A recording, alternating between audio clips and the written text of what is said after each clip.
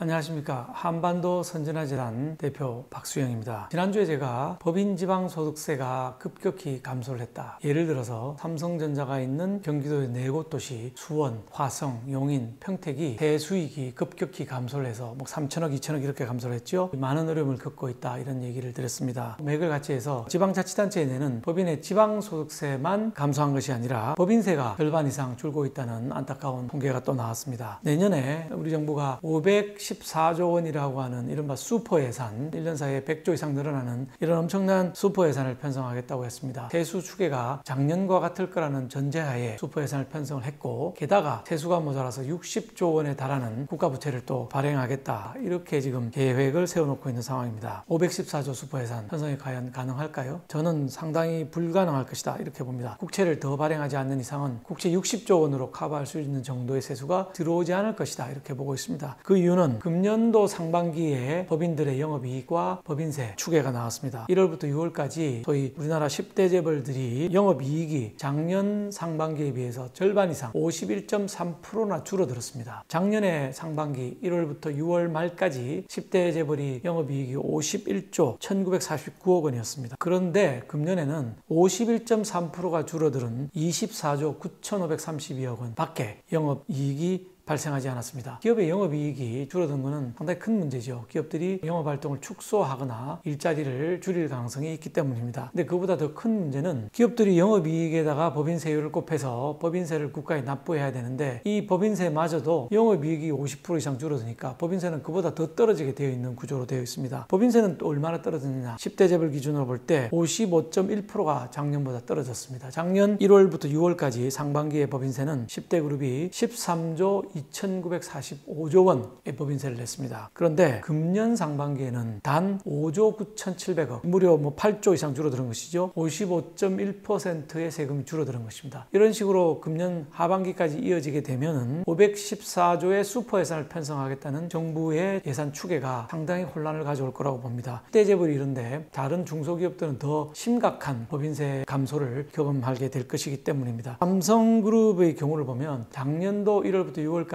27조 5천억의 영업이익을 봤던 것이 금년 상반기에는 단 11조 4천억에 그쳤습니다. 무려 58.4%가 영업이익이 감소를 하게 된 것입니다. 따라서 법인세도 엄청나게 줄어들게 되는데, 작년에 상반기 법인세가 7조 2천억이었는데 금년에 상반기 법인세는 2조 1천억밖에 되지 않아서 무려 70%가 감소하는 결과를 가져왔습니다. 금년 하반기에 세계 경기도 좋고 우리 기업들이 더 잘할 거라고 예상이 된다면 큰 문제가 없겠지만은, 지금 경제학자들이 예상으로는 하반기에 경제 상황이 이것보다 더 안 좋아질 거라고 합니다. 그러면 법인의 영업이익이 떨어지고 따라서 법인세가 떨어지고, 그러면 내년에 514조의 슈퍼 예산을 편성이 가능할 것인가, 세입은 어떻게 할 것인가, 그렇다고 60조를 발행하기로 한 국채를 더 100조, 200조 발행할 수 있겠는가, 가뜩이나 국가 채무의 부담이 심한 국가에서 이렇게 슈퍼 예산을 편성하는 게 가능하겠는가 하는 생각을 하게 됩니다. 재벌이든 중소기업이든 기업을 억누르고 기업 활동을 못하게 하고 규제를 하고 기업이 춤추지 않게 만들면 이런 심각한 부작용이 나타나게 되는 것입니다. 국가가 잘 살고 일자리가 생기고 국민들이 등 따뜻하고 배부르려면 기업이 춤추게 만들어야 됩니다. 문재인 정부의 경제정책, 소득주도 성장, 원점부터 다시 재검토하고 폐기를 해야 마땅하다는 결과를 우리가 여러 가지 통계를 통해서 확인할 수 있다는 것입니다. 이상 우리 아이들의 대한민국을 염려하는 우아한 TV 박수영이었습니다. 감사합니다.